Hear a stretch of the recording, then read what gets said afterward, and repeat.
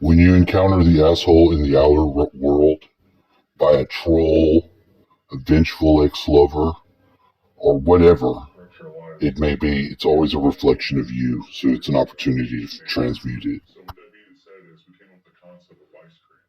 Oh yeah. A lot of requests for fucking ice cream in the wintertime, huh? So I want to bring that to the people just to show, what's different in Austin, how to keep Austin weird.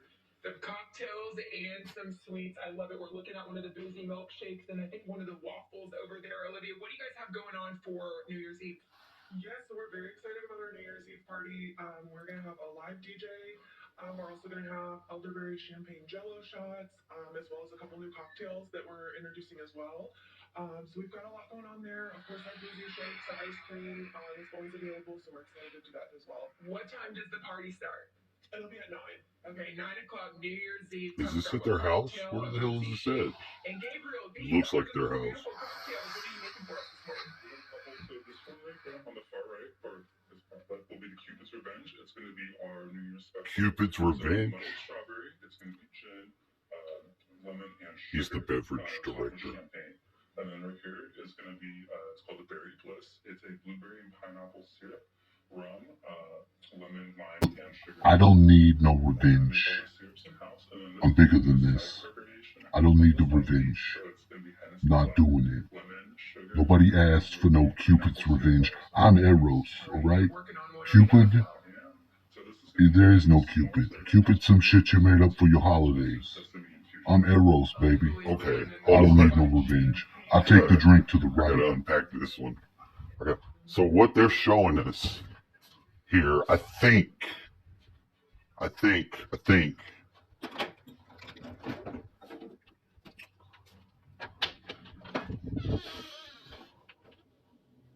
me unpack it. I have to unpack it with cat assist. Right, cat? Yeah. Cat said, yeah, I agree. Are you ready for the food? You're just a trained animal like most of us. So I'm still disturbed about this troll, man. Because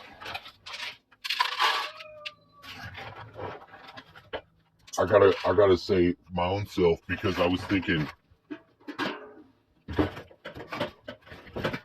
I would try to repair myself the breach, because I thought that I could repair myself a breach. And how this person, I'm gonna just say how the person treated me, because I didn't,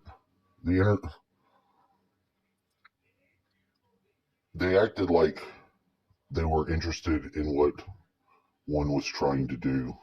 Anytime you're making videos and you're talking about this stuff that's going on in the world, it affects you deeply, and you have to plug into some sort of community. You have to.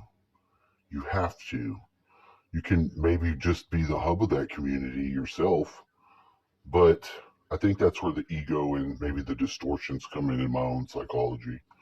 Because then, of course, I understand this person to be a representation of me, giving me shit from outside, but I'm not following along their path, because, like I said, if I was beginning to question on my path, trying to fill the breach, it was because I got attacked. It seemed the tone in regards to me flipped, got aggressive and asinine towards me out of the blue for no reason, and never put it in context. So I still don't know. My memories aren't going to get clear because there's nothing. That's the problem. There's nothing. Now, I was knowing that I blocked the person after I was done with them, and that I might need to unblock them, and it says that they're still blocked. But I haven't gotten to the point until just now. So if that's the invitation that I get, that's the invitation for what may come from clearing the breach with this person, I don't want it. I'm staying the course. I'm not going to engage in them anyway, at all.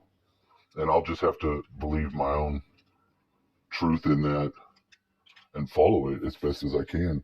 But I don't like having that in the world. And I look at the news. What's the news got? They've got ice cream out of season. Everybody loves ice cream. I scream, you scream, we all scream. Ah! So that's relevant. You got the black dude and the white woman business owners. I don't know if they're a couple He's so majestic. from the news. There's mulatto conservation right there. That's the makings of a mulatto, as my understanding. It says a half black and half white. Does the other, like, what about Indian and white? Is it? I don't know. I don't know. A dark Indian and a white person could make a mulatto child, I would think. But I don't know, you know. I don't know. A lot of times though, being a white male and seeing that, I don't like it because I think it intrudes on my own instinctual drives to preserve my own race. But I don't think any more about it than that. I have an immediate. Normally, I didn't have it this time. I was inspired to couple them, couple them. That's the only thing the guy got right about coupling this with that, because that's how things really do connect and interact across the worlds, as least as I can understand it. No, I'm not a technical person, so I'm not doing anything technical, trying to change anything. I'm trying to get an understanding and get my hands in on things that I can better understand from my point of center awareness. That's it. And I feel good about myself because I may have enough money to pay all of my taxes before this year is up.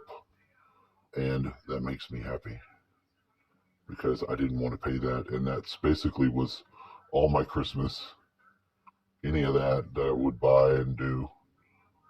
And I've got a missing child's birthday in there that I don't get to send gifts because I don't know where he's at. Actually, two of them. But one of them, I'm at least has made a stand to say, hey, Merry Christmas. But I did have to lay in all the texts that were ahead of it to be there. And I did that very willfully with that in mind, exclusively. Because I want to talk to my fucking children. I didn't want to have to call one of these damn organizations like the CPS or something stupid with the basic saying, I don't know if they're okay. And then cause threats to my own people. Although it was at certain times more magnetic than others. I felt like if that was what was needed, that was what was needed. I still kind of trusted on my ex, but I guess, you know, it's been 7 years, so I guess that ship's done sailed. I mean, you don't have to be that hardcore not communicating unless you've got your own personal work to do, I guess. But I don't think you should involve our children in that, and there's nothing I can do about it now. I mean, it would not have been a difficult thing for kids to communicate by phone to their dad, even if they didn't go and see him and still have a dad, than to just cut someone out of the life, because that is the adult that is causing that. Because if the situation were reversed, I would have to say that I would try, albeit if I don't like it, because I've been raised that way. And I think that the mother-in-law, my mother-in-law, actually did, because she was in a more fucking, and still is, you know, because the husband there is the one they call the molester, and he's really just an aggressive, stuck-up male cancer. So he's very strange and weird, and just strange, you know, and dominating over them. You can never tell where the fuck he's coming from. I've not encountered anybody like that guy. That guy's fucking weird. But I don't know.